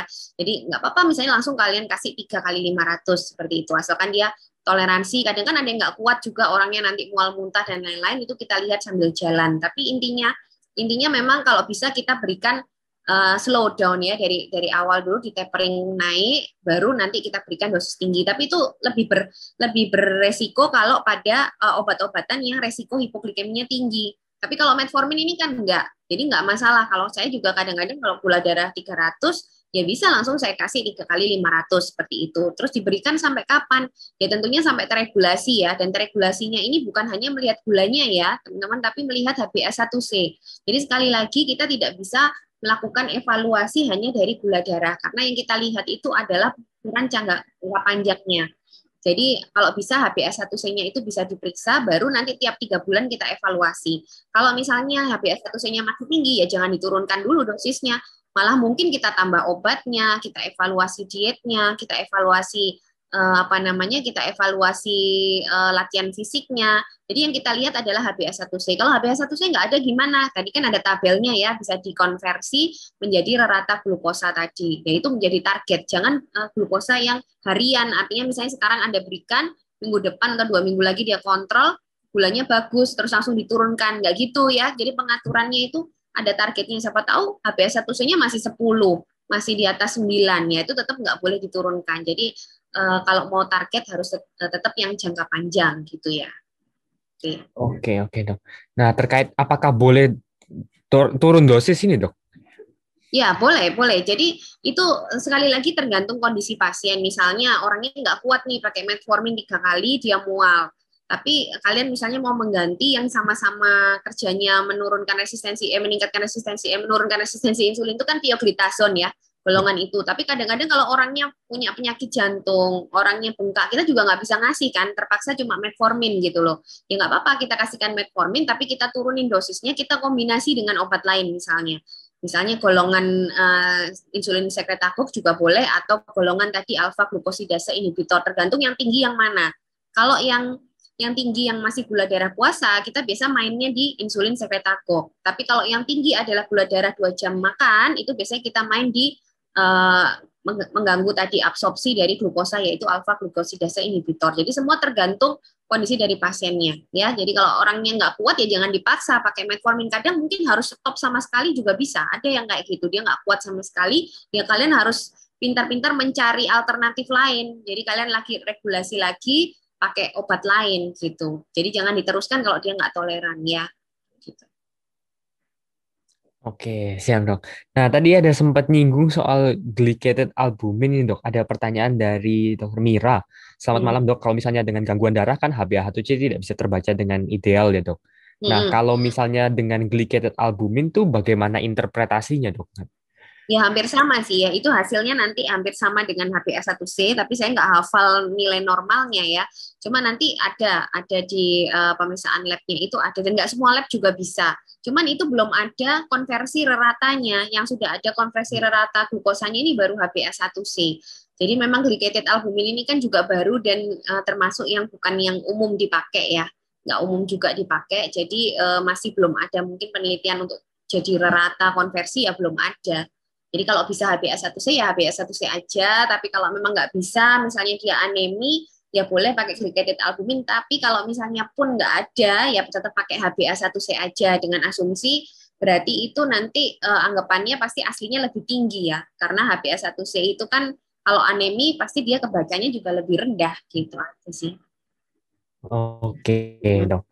Terus selanjutnya ada dari Rahel Yuwana Sadikim. Selamat malam, dok. Ini ada pasien di puskesmasnya, itu ada ulkus, luka di dorsal pedis yang tidak sembuh-sembuh dan ada gejala klasik DM. Tapi GDA-nya cuma 90. Apakah eh, pasien ini bisa mengarah ke DM sebenarnya, dok? Dan kira-kira planningnya saya harus gimana ya, dok? Ya, kalau kamu curiga ini diabetes ya dari gejalanya ada luka, terus gejala klasiknya mungkin poliuri, polidipsi dan lain-lain ada, pastikan dengan dua macam pemeriksaan minimal ya. Kalau ini kan baru GDA. Jadi pastikan dengan gula darah puasa dan gula darah 2 jam makan minimal itu. Kalau misalnya memang normal ya berarti bukan diabetes gitu aja. Atau misalnya kalian punya fasilitas lagi, periksakan juga HbA1c-nya. Kadang itu gula darahnya masih normal karena mungkin pada saat kalian periksa dia sedang penurunan nafsu makan ya. Mungkin dia kalau ada luka gini biasanya dia ada infeksi, jadi dia cenderung intake-nya juga nggak baik. Akhirnya terjadi bias ya, GDA-nya bisa seolah-olah rendah, tapi belum tentu HbA1c-nya. Kadang GDA-nya segitu, tiba-tiba kalian periksa HbA1c-nya 11. Itu sering sekali kayak gitu. Ya, jadi kalau ada seperti ini, nggak apa-apa. Kalian teruskan aja ke gula darah puasa dan gula darah 2 jam makan. Kalau masih ragu lagi dan ada fasilitas, lanjutkan ke HbA1c. Kan tadi ada 4 ya caranya. Kalau semuanya itu memang normal, ya sudah, berarti bukan diabetes. Karena HbA1c itu yang lebih sensitif. Nah, jadi dia bisa melihat 3 bulan terakhir, kan? Nggak cuma kondisi pada saat itu aja. Gitu. Oke, oke, dok. Selanjutnya saya ke Christina Natalia. Selamat malam, dok. Izin bertanya mengenai pemberian insulin. Nah, jadi kalau misalnya gula darah pasien ini belum terkontrol dengan insulin basal, baru boleh kita tambahkan dengan insulin prandial ya, dok. Atau Ya. dari awal sebenarnya boleh langsung dua-dua. Ya, kembali lagi tergantung kondisi pasien ya. Boleh. Kalau misalnya kalian lihat misalnya gula darah dari awal tuh tinggi sekali, ya mungkin di atas 400, tapi orangnya nggak ada komplikasi akut, kan banyak tuh yang kayak gitu. Jadi dia nggak ada krisis hiperglikemi, tapi dia gulanya tinggi sekali.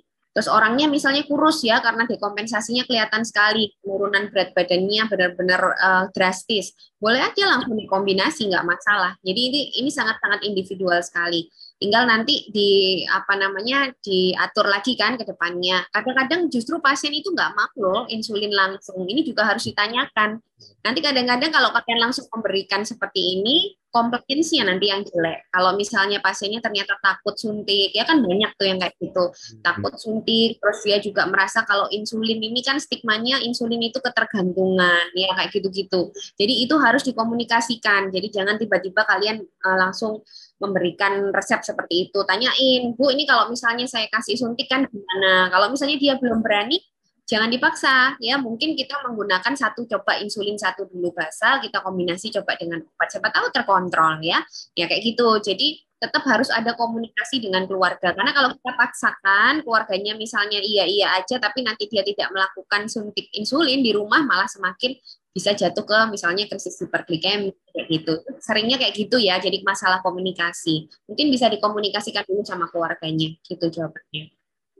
Ya, benar, dok. Karena biasanya kalau kita langsung sikat insulin aja bisa-bisa ngilang pasiennya ini. Iya benar, Bahaya loh. biasanya takut mereka ya. Kadang juga eh, dia suntik sendiri kan nggak berani. Terus kadang-kadang dia itu minta bantuan ke, saya punya saudara bidan atau saudara itu mantri. Tapi kalau dia tergantung orang lain yang tidak serumah, gimana mau compliance? Nggak bisa. Itu sering juga kayak gitu. Jadi dia mau suntik, tapi nunggu orang keluarganya itu datang, padahal nggak serumah. Nah kalau keluarganya pas nggak bisa ke sana, gimana? Kan dia nggak suntik berarti. Jadi kalau insulin ini kita butuh butuh agak panjang untuk menegonya. Jadi kalau benar-benar menurut kalian itu orang ini sangat butuh insulin ya edukasi kalian itu yang harus harus benar-benar fokus ya supaya mereka mau. Karena sulit sekali kalau mengedukasi langsung tiba-tiba apa 4 kali kan ini berarti basal bolus ya itu agak sulit ya gitu. Oke. Untuk teman-teman internetik yang kalau misalnya mau langsung bertanya, bisa raise hand. Nanti saya akan kasih kesempatan untuk langsung bertanya. Saya lanjut dok ke pertanyaan dari Hadinata. Ini ada pasien dok, gula darahnya 545, namun keadaan umum stabil dan tidak Ya. sesak. Nah, kira-kira diagnosanya bagaimana ya dok, dan bagaimana pemberian insulinnya gitu?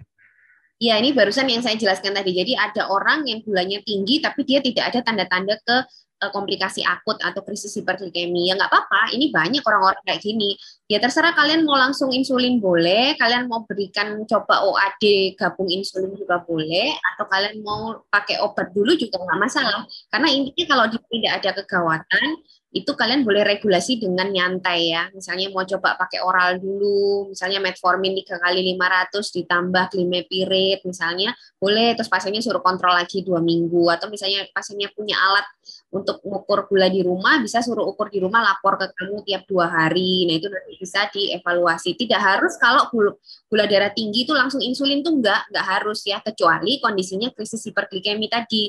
Kalau krisis hiperglikemi harus jelas insulin, tapi kalau enggak, kalian bisa regulasi dengan apapun, mau kombinasi boleh, mau oral boleh, mau langsung insulin yang tadi katanya basal bolus itu juga boleh. Yang penting komunikasilah sama keluarganya kayak gitu ya. Jadi nggak perlu. Jadi pasien yang seperti ini kalau keadaan stabil dan tidak sesak, sebenarnya nggak perlu MRS. Suruh pulang aja, suruh pulang, kalian kasih obat, nanti dengan edukasi kalau ada sesak, ada penurunan kesadaran baru ke rumah sakit. Karena banyak seperti orang seperti ini jalan-jalan itu banyak sekali. Ya, jadi nggak perlu dengan gula seperti itu harus MRS, itu nggak harus ya. Oke dok. Selanjutnya dari Alice, ini izin bertanya dokter, untuk mengatasi hipokalemi, apakah ada obat-obat khusus atau cukup mengontrol dari obat diabetesnya saja? Ini mungkin terkait ya dok, penggunaan insulin menyebabkan pasien hipokalemi. Iya betul. Jadi yang tadi saya cerita ya, jadi insulin itu kan memang kalau terlalu banyak itu bisa menyebabkan hipokalemi. Ya intinya kalau misalnya dia ada pakai insulin dan dia juga menderita hipokalemi, ya kita lihat insulinnya itu perlu diturunkan nggak dosisnya. Kalau misalnya dia gulanya sudah normal ya bisa diturunkan, tapi tentunya tetap di backup dengan pemberian kalium ya. Tapi jarang sekali sih terjadi hipokalemi pada pemberian insulin yang subkutan, itu jarang. Biasanya kalau insulinnya intravenous ya, itu yang paling sering terjadi hipokalemi, atau hipokaleminya mungkin tidak hanya terkait dari penggunaan insulinnya, tapi mungkin juga ada faktor lain, itu juga bisa ya.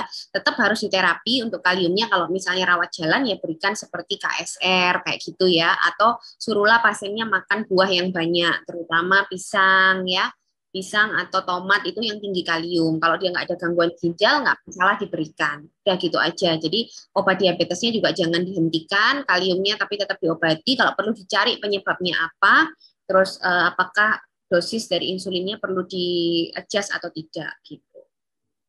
Oke dok. Selanjutnya dari Dokter Nana Angelia. Selamat malam dokter, izin bertanya. Ada beberapa nih dok. Yang pertama, pasien DM kontrol dengan GD2PP tinggi tapi GDP-nya normal. Nah ini terapi apa yang harus kita berikan secara spesifik? Yang kedua, pasien DM, riwayat DM terus hamil. Nah terapi pada pasien ini seperti apa nanti dok? Sebelumnya menggunakan OHO, apakah langsung diganti dengan insulin gitu? Ya.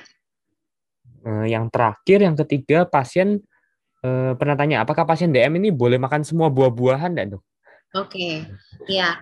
Jadi yang pertama pasien DM kontrol dengan GDP GD 2 jam PP-nya tinggi tapi GDP normal, ya nggak apa-apa. Berarti masih ada di gula darah 2 jam PP-nya dia belum terkontrol, ya tinggal dievaluasi aja pengobatannya. Biasanya yang bekerja di 2 jam PP itu golongan-golongan obat yang menurunkan resistensi insulin, itu pertama. Yang kedua, yang menghambat absorpsi glukosa tadi. Kalau memang gula darah 2 jam PP-nya masih tinggi, boleh dikombinasi lagi dengan golongan metformin atau thiazolidinedion atau golongan alfa glukosidase inhibitor. Tadi boleh dicoba. Kalau seandainya tetap nggak bisa, ya boleh diberikan insulin prandial. Ya, insulin prandial. Jadi dia kombinasi obat yang sebelumnya dikombinasi dengan insulin prandial, itu boleh, itu terserah kalian pilih aja, disesuaikan dengan toleransi pasien dan disesuaikan juga dengan ketersediaan. Yang penting yang bekerja di penurunan 2 jam PP itu tadi ya. Terus kalau pasien riwayat DM lalu hamilnya, ya kalau hamil ini memang disarankan langsung switch ke insulin ya, terutama insulin yang human. Jadi human insulin dengan yang short atau rapid acting, nggak boleh yang long ya, itu di switch ke sana. Jangan diberikan OAD karena OAD ini kategorinya masih C untuk ibu hamil. Jadi biasanya memang disarankan untuk dipindah atau di switch ke insulin sementara selama dia hamil ya. Terus kalau sebelumnya pasien menggunakan ya itu beberapa pasien tanya apakah pasien DM boleh makan semua buah-buahan. Ya buah-buahan yang glukosanya tinggi juga harus dikurangi ya. Mestinya yang manis-manis kayak semangka, apa lagi ya yang manis itu. Apel itu juga katanya tinggi ya dok, gulanya. Ya, itu saya nggak hafal. Makanya kadang itu kita butuh konsultasi ke gizi ya, karena ada obat-obatan yang indeks glikemiknya tinggi itu tetap nggak boleh. Jadi yang kayak durian ya, durian, terus Yang ya toh, enak-enak itu. yang enak-enak itu. Tapi yang aman yang saya tahu biasanya pepaya. Pepaya itu aman karena indeks glikemiknya nggak terlalu tinggi. Tapi kalau yang lain itu nggak hafal. Kayak pisang itu ada yang bilang boleh, ada yang bilang nggak boleh, tergantung jenis pisangnya. Ya, tapi sebenarnya kalau misalnya dia gulanya teregulasi, itu sebenarnya nggak apa-apa sih. Kan nanti sambil kita sesuaikan dengan obat dan latihan fisiknya dia. Jadi nggak masalah. Tapi bukan berarti terus yang manis-manis boleh diminum. Enggak ya. Tapi kalau buah itu sebenarnya lebih aman karena dia bukan glukosa yang ini kan, dia lebih ke fruktosa ya. Dan itu kalau indeks glikemiknya nggak terlalu tinggi atau yang tinggi kan biasanya nggak sampai tinggi-tinggi sekali kalau buah itu relatif nggak apa-apa. Tapi ada sih beberapa yang memang nggak boleh. Itu saya juga nggak hafal, nanti harus konsultasi sama bagian gizi gitu. Oke, oke. Jadi mungkin lebih ke arah dijaga lah, jangan sampai Ya, kayak enggak sama sekali, tapi diatur pola makannya tadi yang seperti dokter bilang kan ya. ya, jadi 3J tadi ya resepnya. Jadi jumlah, jadwal, sama jenis. Jadi jenisnya juga harus diatur, jumlahnya juga diatur, jadwalnya yang 6 kali sehari tadi juga penting. Itu yang kadang belum disampaikan ke pasien, pasien malah takut, akhirnya makan sehari cuma sekali. Padahal sehari itu harusnya 6 kali kalau orang diabetes ya, itu harus disampaikan. Biasanya kayak gitu mereka malah seneng. Kalau seneng mereka, oh berarti saya boleh ya makan 3 kali, 6 sampai 6 kali boleh, tapi caranya begini-begini. Itu tambah seneng mereka biasanya, terus akhirnya nggak stres. Karena kan kalau sama keluarganya mereka nggak boleh ini, nggak boleh itu. Nah itu malah semakin stres, gulanya malah semakin tinggi. Biasanya kayak gitu sih. Iya. Oke, teman-teman, ada lagi yang mau bertanya? Saya masih kasih kesempatan untuk bertanya. Sebentar dok, saya pindah ke YouTube dulu dok. Ada yang bertanya di YouTube.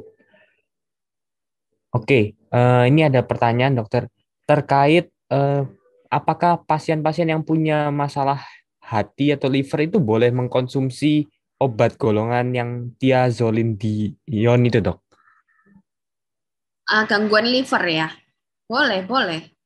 Iya, Iya, boleh, nggak apa-apa. boleh ya, tidak ada Yang masalah. kontraindikasi itu hanya metformin pada kondisi kreatinin yang naik ya. Jadi sudah mulai dikatakan tuh di atas 3. Di atas 3 itu nggak boleh. Tapi kalau yang lain-lainnya untuk kontraindikasi liver kayaknya kok nggak ada ya.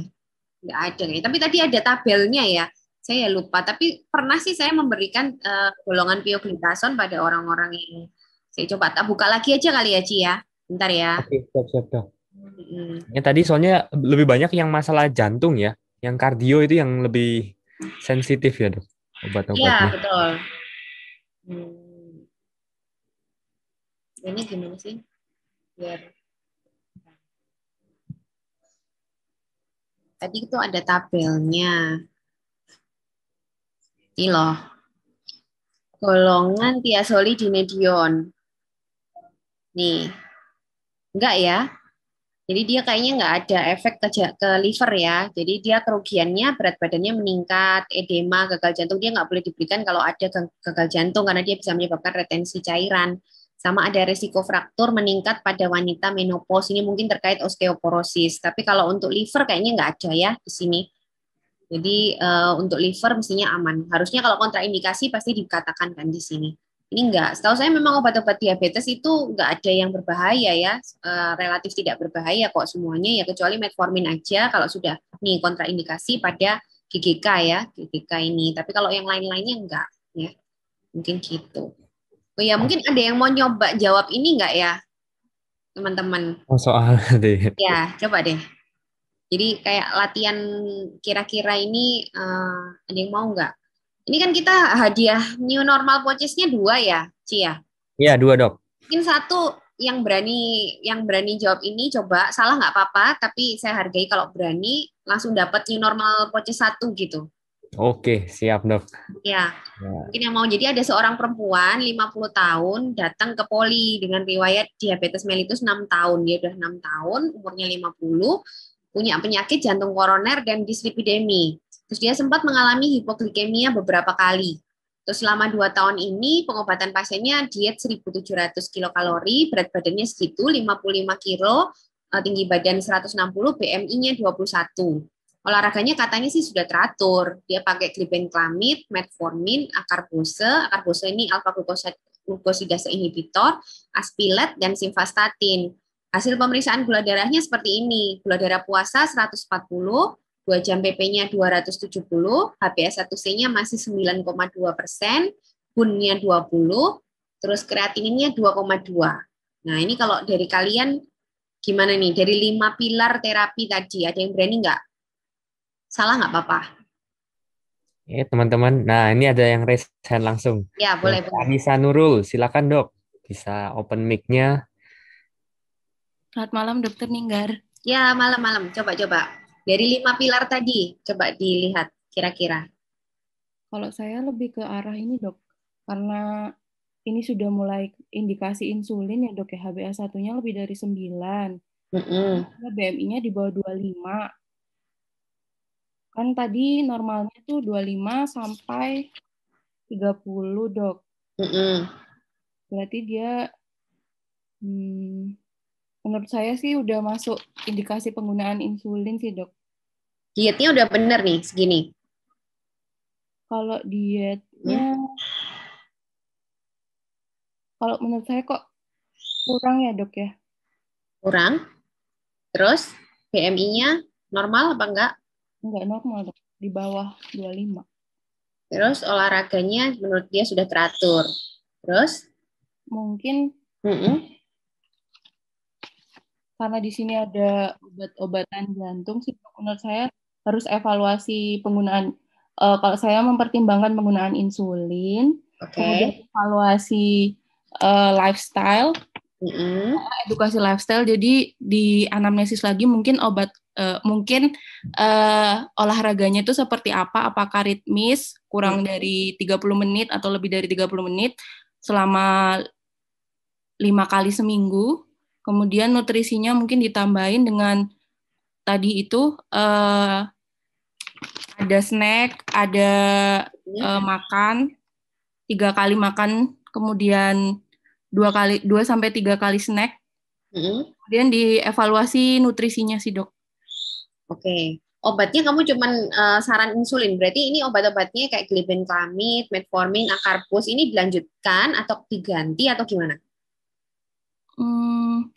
Kalau menurut saya sih tetap dilanjutkan kemudian ditambah insulin, Dok. Tetap dilanjutkan semua ditambah insulin? Iya. Oke. Dan dievaluasi. Ya, oke. Makasih ya jawabannya, kita lihat satu-satu ya. Ci, ini dicatat ya namanya, dia udah berani jawab. Siap, Dok. Dapat new normal purchase 1 ya. Jadi gini, kita lihat ini tadi betul ditanya indikasi insulin sudah ada belum ya di sini? Betul, sudah ada. Karena dia ada HbA1c yang lebih dari 9. Terus dia juga ada penyakit komorbid ya. Tadi kalau kita lihat indikasi insulin kan salah satunya ada penyakit komorbid seperti jantung koroner ya. Ini sudah masuk indikasi insulin. Oke, betul. Bisa dipertimbangkan insulin. Itu yang pertama. Yang kedua, untuk efektivitasnya gimana nih? Ternyata gula darah puasanya 140, 2 jam PP-nya 270. Kalau kita lihat target tadi mestinya belum mencapai target ya, karena gula darah puasa ini kan harusnya antara 90 sampai 130, 2 jam PP-nya kan harusnya antara 140 sampai 180. Jadi dengan terapi yang 3 ini, obat-obatan yang ini ditambah diet sama olahraganya, ini dia belum mencapai target sebenarnya, apalagi HbA1c-nya masih segini. Oke, nggak apa-apa, insulin kita keep ya, jadi kemungkinan dia juga harus dipikirkan untuk insulin, sama tetap harus evaluasi diet dan olahraganya tentunya. Terus untuk resiko hipoglikemi gimana? Wah, ternyata dia sempat ini mengalami hipoglikemi beberapa kali. Terus kita coba lihat terapinya dia nih. Dia dapat glibenclamid, metformin, akarbus. Seperti yang tadi saya bilang, hati-hati pemberian obat-obat insulin sekretagok maupun insulin juga pada pasien-pasien yang punya riwayat hipoglikemi berulang. Jadi seharusnya glibenclamid ini nggak boleh diberikan lagi. Gitu, kita mikirnya, oh glibenclamid ini resiko tinggi, kita stop ini harusnya. Nah, insulin gimana? Oke, masih tetap kita keep dulu ya insulin ini. Kalau misalnya memang tidak ada pilihan obat lain, boleh nanti kita berikan insulin, tapi tentunya dengan pengawasan ya. Karena glibenclamid ini resiko hipoglikeminya jauh lebih besar daripada insulin, karena dia long acting kalau glibenclamid. Nah, nanti kalau insulin ini kan kita bisa modifikasi apakah yang basal ataukah yang rapid, karena yang basal pun dia tidak menyebabkan atau resiko untuk hipoglikeminya lebih rendah karena dia tidak ada peak ya, dia tidak ada puncak kalau yang insulin basal. Jadi rencana untuk insulin tetap kita peak. Cuman ini tadi harusnya glibenclamidnya yang di stop, karena kalau misalnya tadi dikombinasi semua ditambah insulin, semakin akan meningkatkan resiko hipoglikemi. Karena sudah dapat insulin, glibenclamidnya tetap ada ya, jadi harus hati-hati. Jangan sampai ada 2 obat yang benar-benar bisa meningkatkan sekresi insulin bersamaan. Ini sangat berisiko. Ya, jadi glibenclamid ini harusnya di stop. Oke, terus berat badannya gimana? Kalau dilihat dari sini, sebenarnya secara BMI dia tidak overweight ya. 21 ini kan tidak overweight, karena normal itu kan 18 sampai 24 ya. Jadi orang ini nggak overweight. Kalau nggak overweight, boleh sebenarnya ada tempat untuk pemberian insulin. Karena insulin ini kan salah satu efeknya dia bisa meningkatkan berat badan. Ya, jadi oke, tetap masih di-keep ya insulinnya. Lalu yang berikutnya efek kardiovaskulernya gimana? Nah, orang ini sudah punya penyakit jantung koroner. Tadi obat-obatan yang punya efek bagus untuk kardiovaskuler adalah obat-obat dengan incretin base ya, DPP-4 inhibitor, GLP-1 agonis, SGLT2 inhibitor, dan insulin juga, metformin juga. Nah, ini metformin sudah dapat, oke. Terus insulin dia dikit ya, tadi kemungkinan mau dapat, oke. Berarti kita masih punya bisa juga pilihan untuk DPP-4 inhibitor atau GLP-1 agonis juga. Karena kalau kita lihat DPP-4 sama GLP-1 agonis, dia boleh diberikan pada orang-orang yang hipoglikemi juga, dan juga boleh diberikan pada orang-orang yang punya kardiovaskuler. Jadi sekarang kita punya 4 pilihan terapi, bisa insulin, bisa DPP-4 inhibitor, bisa GLP-1 agonis, bisa SGLT2 inhibitor. Gitu mikirnya ya. Terus kondisi sosialnya sekarang gimana? Kalau misalnya kita punya 4 kandidat obat ini, kita harus lihat kondisi sosialnya, karena yang 3 tadi ini kan termasuk mahal ya, DPP-4 inhibitor, SGLT2 inhibitor, sama GLP-1 agonis ini termasuk yang mahal, jadi tetap harus kita pertimbangkan. Tapi kalau orangnya mampu dan ada ketersediaannya ada, ini bisa menjadi pilihan juga selain insulin. Lalu gimana, ada gangguan ginjal atau liver enggak? Nah, ternyata ini tadi mungkin kelewat ya, ternyata kreatininnya udah mulai naik ini. Nah, kalau udah mulai naik, ini harus dihitung GFR sebenarnya ya.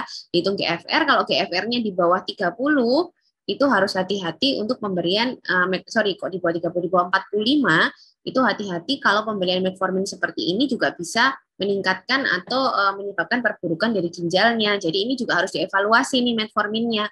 Nanti kalau dihitung, ternyata misalnya dia sudah beresiko, lebih baik metforminnya diganti ya. Karena dia punya penyakit jantung koroner, tapi misalnya dia belum bengkak, belum punya gagal jantung, boleh dipertimbangkan pioglitason ya untuk menggantikan metformin, misalnya kayak gitu. Jadi kita punya 5 pilihan pengobatan. Sekarang tinggal harganya nih, gimana? Kalau orangnya mampu, berikan. Kalau yang paling aman dari 5 tadi, kalau ada gangguan ginjal, sebenarnya yang paling aman itu adalah DPP-4 inhibitor, SGLT2 inhibitor, atau GLP-1 agonis, itu yang paling aman ya. Insulin juga aman, cuman hati-hati resiko hipoglikemi tadi. Seperti itu. Dan sekarang tergantung targetnya. Umur 50 tahun ini sebenarnya masih dianggap ekspektasi life-nya tuh masih cukup panjang ya, tapi dia punya riwayat DM cukup lama, sudah 6 tahun, dia punya comorbid, terus dia ada resiko hipoglikemi beberapa kali, jadi kalian nanti targetnya jangan strict. Jadi HbA1c-nya cukup misalnya antara 7,5 sampai 8, itu sudah cukup karena dia punya banyak faktor tadi yang kita lihat tabel yang apa namanya yang ini nih. Nah, ini kan, jadi dia punya diabetes yang cukup lama ya, 6 tahun, terus dia juga resiko hipoglikeminya juga tinggi, dia ada di sini. Life expectancy-nya masih tinggi sebenarnya ya, jadi masih di sini umurnya masih 50 tahun, tapi dia punya komorbid sudah, ini sudah ada peningkatan kreatinin, lalu sudah ada penyakit jantung koroner, ya berarti dia lebih di sini. Nah, jadi nanti kalian menerapinya itu dengan terapi dengan target yang tidak terlalu strict ya, antara 7 sampai 8 atau 7,5 sampai 7,5 itu boleh ya. Jadi kayak gitu caranya. Untuk pemilihan obatnya betul tadi kalau misalnya tidak ada yang DPP-4 inhibitor dan lain-lain, pilihlah insulin ya. Untuk metformin ini nanti dievaluasi lagi. Kalau ternyata GFR-nya masih di atas 45 tetap boleh diberikan, tapi kalau sudah di bawah 45 mungkin diganti pioglitason ya, seperti itu diganti pioglitason dikombinasi dengan insulin itu boleh. Akar bosnya tetap boleh dipakai karena dia tidak mengganggu atau tidak punya komplikasi atau efek samping di organ-organ dan lain-lain. Jadi tetap boleh glibenclamide ini kesimpulannya. Jadi pasien ini kalian evaluasi dietnya, lalu kalian evaluasi olahraganya, lalu glibenclamide-nya harus di stop ya. Terus boleh diganti insulin tapi tentunya dengan pembicaraan lagi sama pasien masalah compliance-nya. Lalu metformin dievaluasi dari GFR-nya, akar pus tetap boleh dilanjutkan. Nah, kalau pasiennya punya fasilitas dan punya istilahnya punya finansial yang cukup dan ada ketersediaan obat, di sini paling bagus sebenarnya pemilihan obatnya adalah golongan DPP-4 inhibitor atau SGLT2 inhibitor atau GLP-1 agonis karena insulin masih punya resiko hipoglikemi. Mungkin kayak gitu ya. Kira-kira jelas nggak ya? Jelas dok, mantap. Ya, jadi itu caranya. Jadi kita tuh kalau melihat kasus diabetes nggak boleh cuma satu. Tapi tadi nggak apa-apa, aku hargai sudah berani bicara. Jadi tahu kan salahnya di mana. Oh ternyata nggak cuma itu ya yang aku cek. Karena selama ini mungkin kalian fokusnya ke HbA1c aja. Tapi ternyata banyak hal yang kalian harus pikirkan juga kan. Jadi kalau hipoglikemi pemberian insulin juga harus hati-hati. Pilihlah insulin yang dosisnya juga nggak terlalu tinggi. Lalu tanyakan compliance-nya. Kalau misalnya dia nggak ada yang mengawasi, dia nggak berani suntik, atau mungkin benar-benar dia tinggal sendiri, nah jangan pilih insulin ya. Mungkin kalian harus cari obat lain. Kalau terpaksa pun tidak ada, ya misalnya benar-benar terpaksa insulin nggak bisa, terus adanya cuman glimepiride ya, golongan selain glibenclamide, pilih itu. Jadi glibenclamide ini memang paling berbahaya karena dia long acting. Tapi kalau memang tidak ada sama sekali, kalian boleh kayak menggunakan glimepiride, glipisid, gliclazid itu boleh. Ya, karena dia resiko hipoglikeminya lebih rendah. Jadi tetap nggak usah bingung. Kalau nggak ada, tetap gunakan yang ada, tapi tentunya dengan pengawasan ya, terus dengan pengaturan dosis yang lebih hati-hati. Gitu aja sih. Jadi itu kenapa kita sebutnya ini seni ya. Oke, gitu. Oke, terima kasih dokter atas penjelasannya malam ini sudah lengkap sekali. Ini sudah tidak ada pertanyaan lagi sih dari teman-teman. Ya. Oke, kalau gitu saya tutup ya tentiran malam hari ini. Terima kasih banyak dokter. Ya? Sudah saya catat dok. Ya. Oke. Jadi langsung untuk dokter Anissa Nurul nanti akan dihubungi tim ya dari Instagram untuk masalah teknisnya. Oke, terima kasih banyak dokter Ninggar malam ini. Terima kasih juga buat semua internet etik yang sudah hadir malam ini. Semoga ilmu yang di-sharekan ini diamalkan bisa bermanfaat buat kita semua.